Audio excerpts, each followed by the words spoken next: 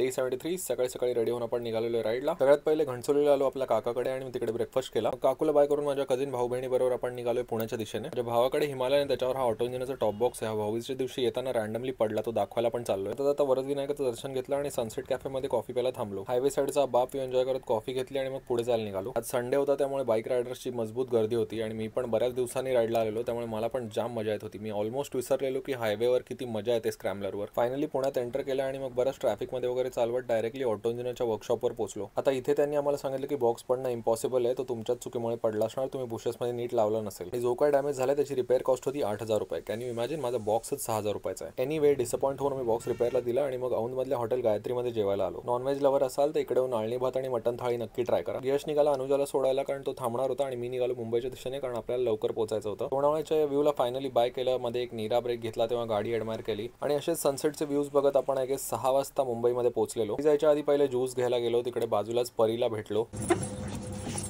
फटाफट ज्यूस पिऊन आपण लगेच कामावर निघालो। आज भरपूर काम होतं, मोठ्या डिलिव्हरीज करत आज आपला दिवस संपला। भेटू दुसऱ्या व्लॉगमध्ये, बाय।